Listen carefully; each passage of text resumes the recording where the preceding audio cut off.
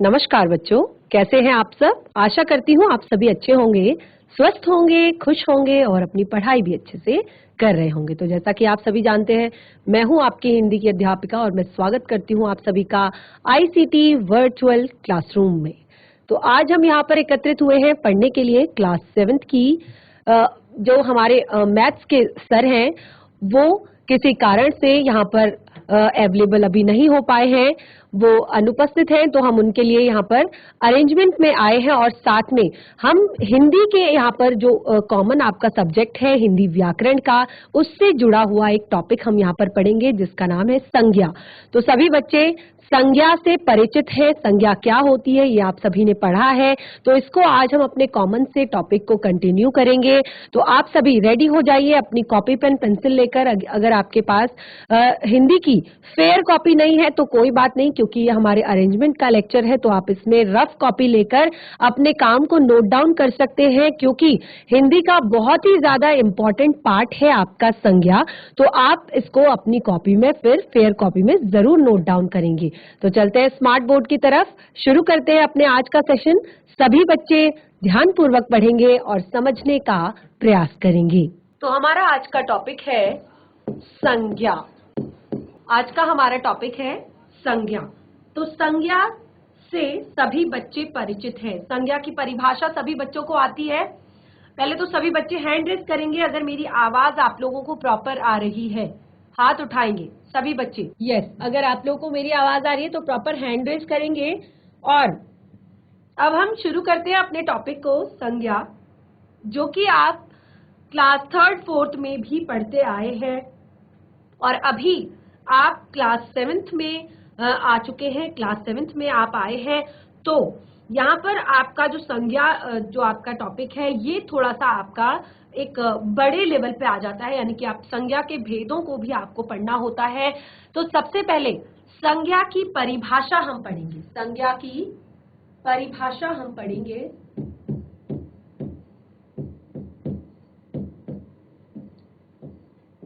परिभाषा बनाने से पहले मैं आप लोगों से कुछ प्रश्न करना चाहती हूं कि जब भी आप अपने आसपास कोई भी चीज देखते हैं, कोई भी चीज जब आप लोग अपने आसपास देखते हैं तो आप उसको कैसे पुकारते हैं, यानी कि कैसे आप उस चीज को बताते हैं। किसी को भी कैसे बताते हैं? नाम से। कैसे बताते हैं? नाम से। जैसे अगर आप अपने मित्र का ही नाम ले लीजिए कि यह मेरा सूरज मेरा मित्र है, ममता मेरी सहेली है, यह मेरी पुस्तक है, वह मेरी कलम है, यह मेरी चेयर है। ठीक है, तो सारी चीजों के अपने अपने अलग अलग नाम होते हैं। क्या होते हैं? नाम होते हैं। सबके अपने अपने नाम होते हैं, यानी कि जिस किसी भी चीज को हम उसके नाम से जानते हैं। तो देखिए, जिस भी किसी शब्द से किसी व्यक्ति, वस्तु, स्थान, प्राणी, भाव के नाम को संज्ञा कहते हैं। किसे कहते हैं? किसी भी व्यक्ति, किसी व्यक्ति, वस्तु,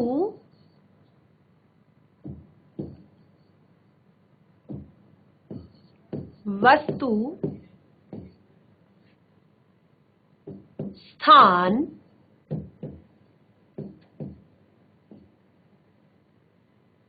अथवा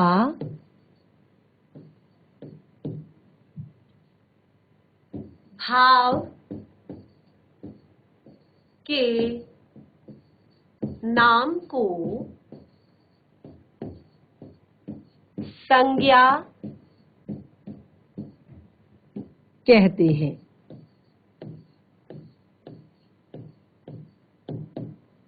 तो यहां पे एक शब्द आया, क्या है? नाम। ठीक है, चाहे वो किसी व्यक्ति का हो, वस्तु का हो, स्थान का हो, भाव का हो, और प्राणी, प्राणी भी आप लिख सकते हैं। स्थान, प्राणी,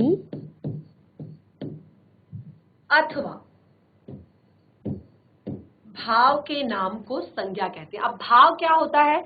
व्यक्ति आपको पता है, वस्तु आपको पता है, स्थान आपको पता है, प्राणी आपको पता है, भाव आपको पता होना चाहिए। भाव अर्थात किसी भी तरह का रोना, हंसना, खुशी, दुख, ठीक है। तो ये सारे भाव क्या होते हैं? इनके नामों को हम क्या कहते हैं? संज्ञा कह। व्यक्ति, वस्तु, स्थान, प्राणी अथवा भाव के नाम को संज्ञा कहते हैं, ठीक है। अब हमने कहा कि व्यक्ति का नाम, वस्तु का नाम, स्थान का नाम, प्राणी अथवा भाव का नाम, तो ये तो हमने बता दिया, लेकिन इसके कुछ भेद भी बताए गए हैं, कुछ टाइप्स भी बताए गए हैं, यानी कि इनके अंदर प्रकार भी होते हैं। इसको अलग अलग भागों में बांटा गया है। जैसे हमने कहा कि नाम, अगर हर चीज का हम नाम ले लेंगे, लेकिन जब नाम इतने ज्यादा झुंड में हो जाएंगे, इतने सारे हो जाएंगे, तो उनको समझने के लिए हमें उन्हें कुछ पार्ट्स में डिवाइड करना पड़ेगा, कुछ भागों में बांटना पड़ेगा, कुछ भागों में उन्हें बांटना पड़ेगा। तो देखिए, इसके लिए ही हमें संज्ञा के भेद बताए गए हैं। संज्ञा के भेद बताए गए हैं। तो संज्ञा के भेद कौन कौन से हमें बताए गए हैं? संज्ञा के मुख्य रूप से हमें यहाँ पर 3 भेद माने जाते हैं संज्ञा के मुख्य रूप से, लेकिन कुछ जो विद्वान हैं उनके द्वारा इनके 2 भेद और बताए गए हैं। तो इस तरह से संज्ञा के टोटल 5 भेद बताए गए हैं, यानी कि संज्ञा के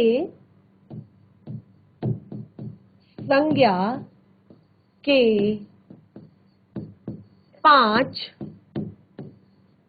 भेद होते हैं। संज्ञा के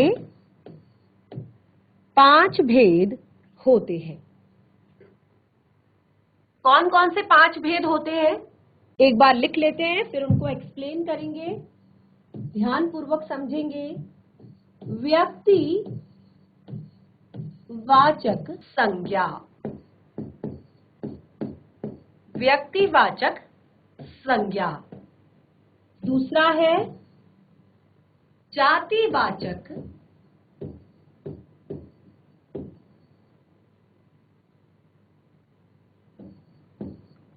संज्ञा। नंबर 3 है भाववाचक संज्ञा। नंबर 4 है समूहवाचक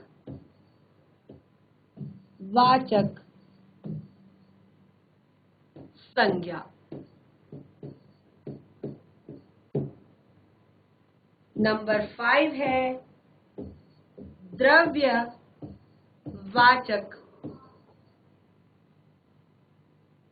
संज्ञा।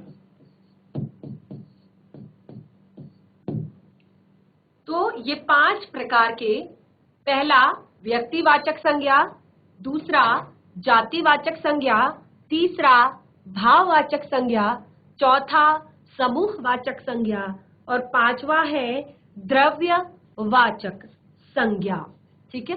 तो ये 5 प्रकार के अलग अलग भेदों में यहाँ पर संज्ञा को बांटा गया है। तो सबसे पहले व्यक्तिवाचक संज्ञा को हम यहाँ पर एक्सप्लेन करेंगे। व्यक्तिवाचक संज्ञा को समझेंगे कि क्या होती है व्यक्तिवाचक संज्ञा, ठीक है। उसके बाद भाववाचक संज्ञा के बारे में जानेंगे, फिर जातिवाचक, फिर समूहवाचक, द्रव्यवाचक। इस प्रकार हम 5 संज्ञाओं को यहाँ पर अलग अलग एक्सप्लेन करेंगे, ठीक है। नोट डाउन करेंगे बच्चे सभी साथ के साथ, क्योंकि संज्ञा जो है वो बहुत ही इंपॉर्टेंट टॉपिक होता है हमारे हिंदी व्याकरण का। पहले भी आपने पढ़ा है, लेकिन कई बार क्या होता है कि बच्चे भूल जाते हैं चीजों को, और संज्ञा एक ऐसा टॉपिक है जो बहुत ही इंपॉर्टेंट है। आगे जब भी आप हिंदी व्याकरण के कुछ और जो टॉपिक पढ़ेंगे तो आपको संज्ञा से जुड़ी हुई चीजें उसमें जरूर पढ़ने को मिलेंगी। सबसे पहला भेद व्यक्तिवाचक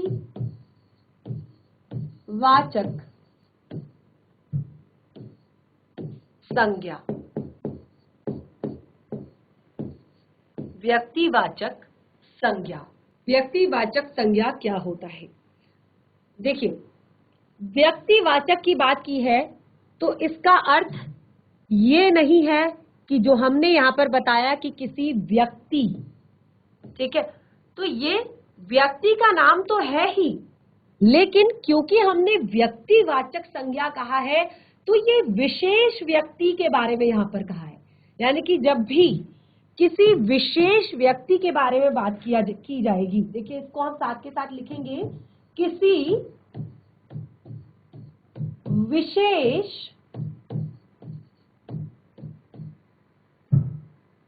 प्राणी,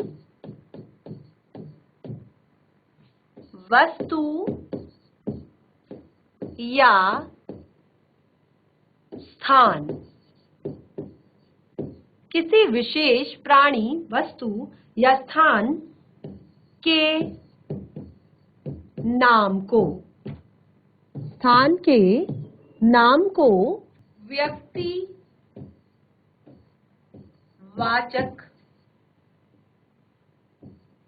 संज्ञा कहते हैं। तो आपने यहाँ पर देखा हमने क्या कहा है कि किसी विशेष, चाहे फिर वो प्राणी हो, चाहे वो वस्तु हो या स्थान हो, अपने आप में विशेष होना चाहिए, अपने आप में विशेष होना चाहिए। जैसे अगर मैं यहाँ पर प्राणी का एग्जाम्पल दूं या व्यक्ति का एग्जाम्पल दूं या विशेष व्यक्ति की मैं बात करूं तो महात्मा गांधी,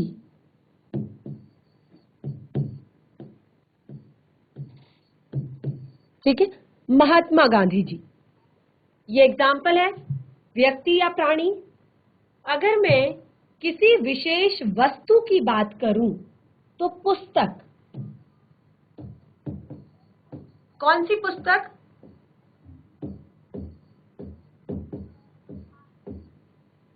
रामचरित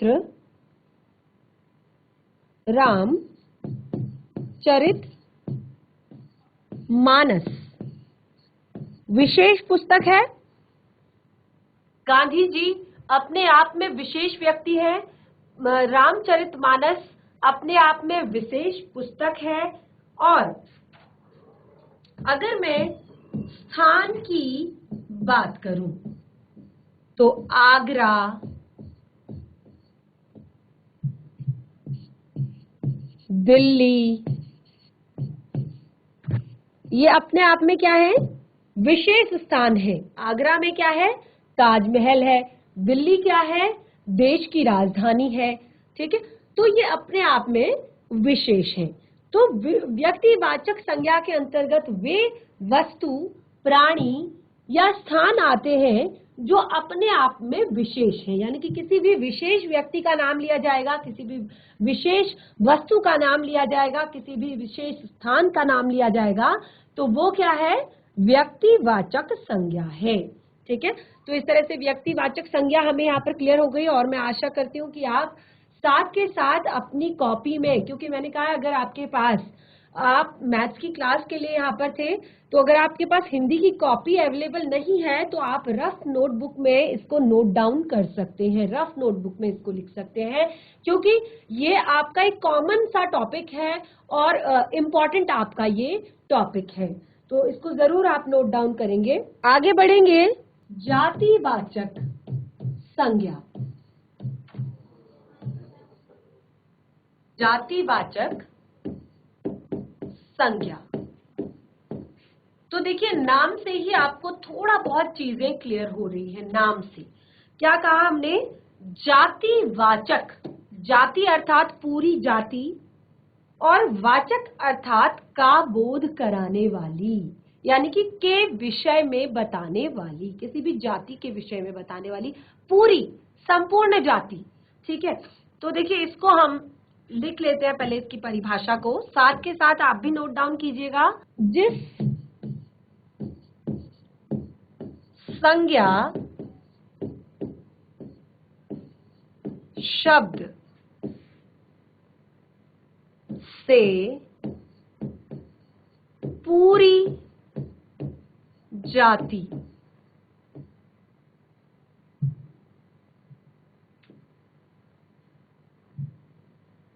वर्ग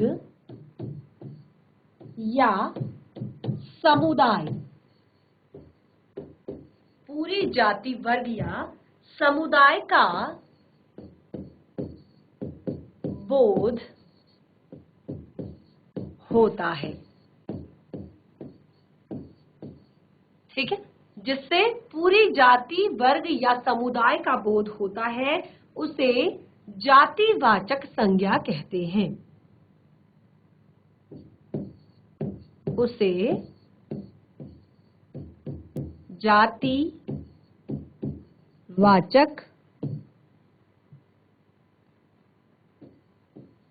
संज्ञा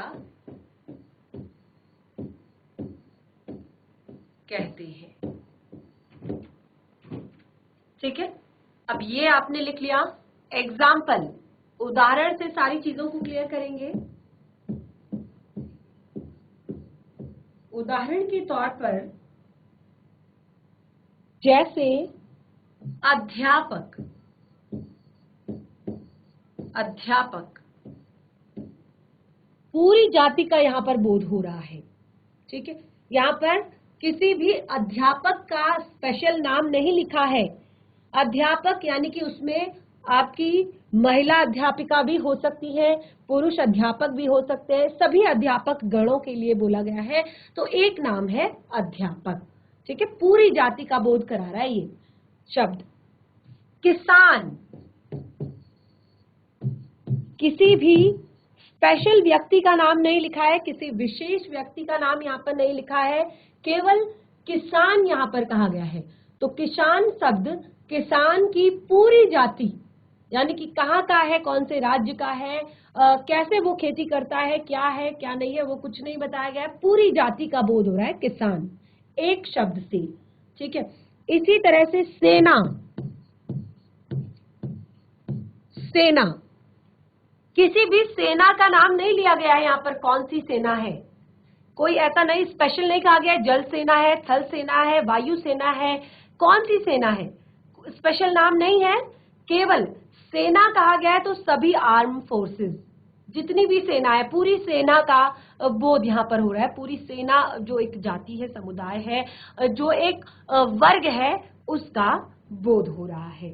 ठीक है, इसी तरह से नदी, नदी शब्द हमने यहाँ पर प्रयोग किया।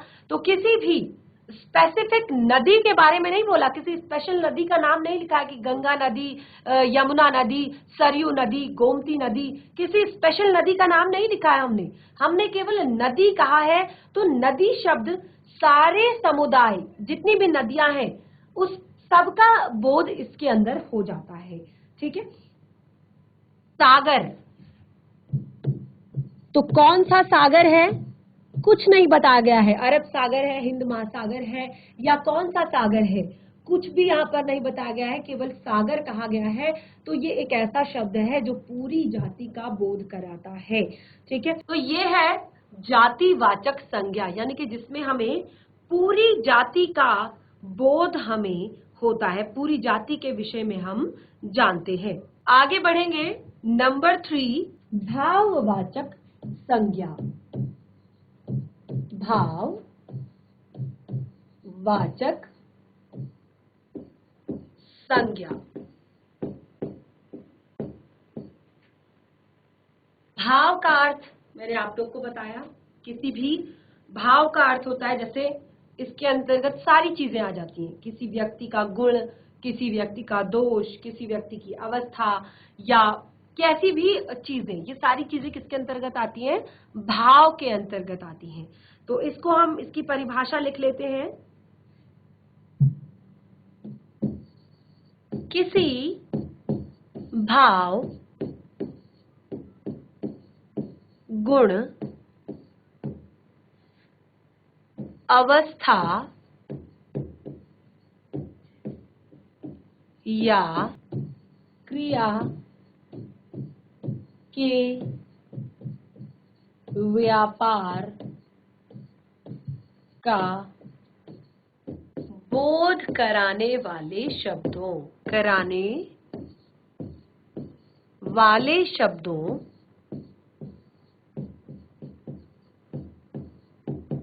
को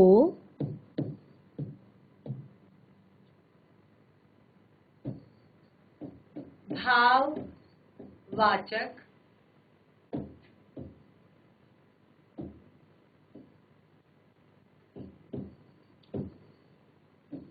संज्ञा कहते हैं। ठीक है, तो एग्जाम्पल के तौर पे, यानी कि जहां पर भाव का बोध हो रहा हो, उदाहरण के लिए कौन से शब्द हैं जो भाव का बोध कराते हैं? जैसे मिठास संज्ञा शब्द है, लेकिन कैसा शब्द है? ये भाववाचक संज्ञा है। ठीक है, थकान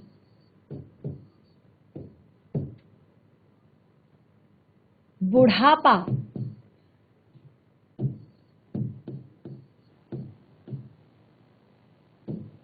गरीबी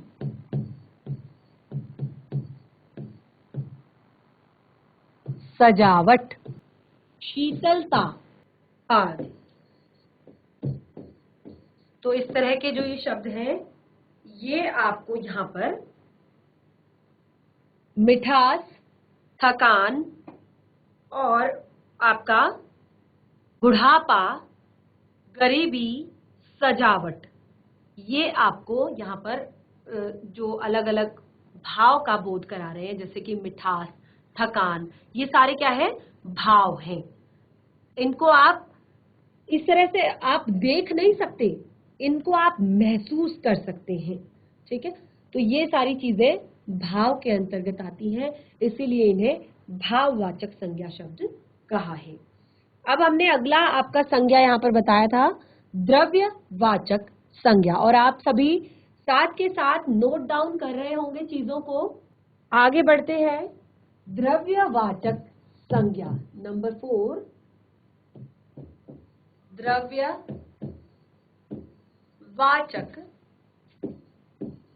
संज्ञा। द्रव्यवाचक संज्ञा, तो द्रव्यवाचक संज्ञा में क्या होता है कि जिस संज्ञा शब्द से किसी भी द्रव्य यानी कि द्रव्य का अर्थ होता है पदार्थ, जिस किसी संज्ञा शब्द से किसी द्रव्य या पदार्थ का बोध हो, उन्हें द्रव्यवाचक संज्ञा कहते हैं। ठीक है, इसको पहले लिख लेंगे। जिन संज्ञा शब्दों से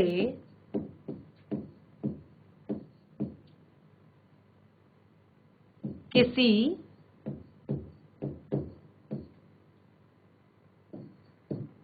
द्रव्य या पदार्थ का बोध हो, उसे द्रव्यवाचक संज्ञा कहते हैं। उन्हें द्रव्यवाचक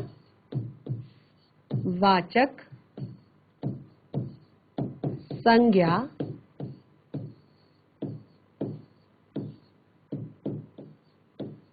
कहते हैं। जैसे यानी कि द्रव्य की बात की है, पदार्थ की बात की है, तो जैसे दूध, पानी, चावल, तेल, इसमें आपके द्रव्य या के अंतर्गत आपके जो ये आभूषण बनाने वाले जो आपके पदार्थ होते हैं, जैसे कि सोना, चांदी आदि भी आपके आते हैं। ठीक है, तो इन पदार्थों को हम क्या कहते हैं? इनको हम कहते हैं द्रव्यवाचक संज्ञा। किसी भी पदार्थ का बोध कराते हैं, पदार्थ के विषय में बताते हैं, उन्हें द्रव्यवाचक संज्ञा कहते हैं। नंबर 5 है हमारा समूहवाचक संज्ञा। समूहवाचक, तो जैसे कि आपको नाम से ही पता चल रहा है, समूहवाचक, समूह का अर्थ होता है कोई झुंड, ठीक है, या पूरा एक ग्रुप। तो समूहवाचक यानी कि जिन संज्ञा शब्दों से हमें एक ही जाति के व्यक्तियों के समूह के का बोध हो, ठीक है, उन्हें हम समूहवाचक कहते हैं। जिन संज्ञा शब्दों से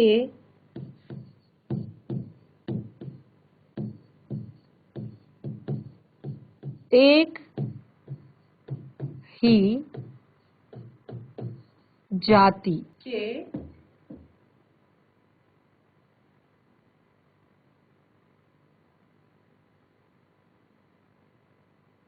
जाति के किसी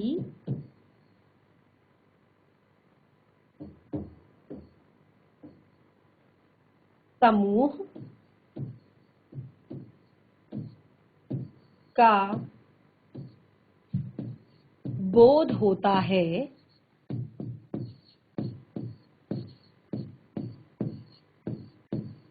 उसे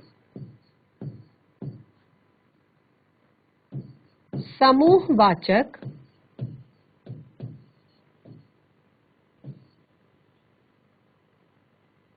संज्ञा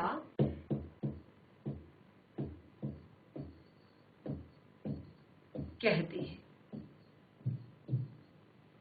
तो हमने कहा कि समूह, तो समूह का एग्जाम्पल जहां पर एक ही तरह के लोग हों, जैसे हम इसको एग्जाम्पल में कह सकते हैं कक्षा, सारे बच्चे होते हैं ना कक्षा में, ठीक है। इसी तरह से सभा, कोई सभा चल रही है, या कोई संघ बना हुआ है, कोई भीड़ जा रही है, या गुलदस्ता, फूलों का झुंड। तो इस तरह के जो ये शब्द है, ये क्या दर्शा रहे हैं? ये समूहवाचक संज्ञा शब्दों को दर्शा रहे हैं। इस तरह के जो ये एग्जाम्पल यहाँ पर है। तो बच्चों, आज के सेशन में हमने यहाँ पर हिंदी का जो एक हमारा टॉपिक है संज्ञा, इसको हमने यहाँ पर डिस्कस किया और इसको हमने लिखा, इसमें सभी परिभाषाएं हमने लिखी। तो आशा करती हूँ कि आज का सेशन आपको पसंद आया होगा और आपने नोट डाउन भी जरूर किया होगा अपनी कॉपी में। तो हम मिलेंगे अपने नेक्स्ट सेशन में, तब तक के लिए धन्यवाद। आपका दिन शुभ हो।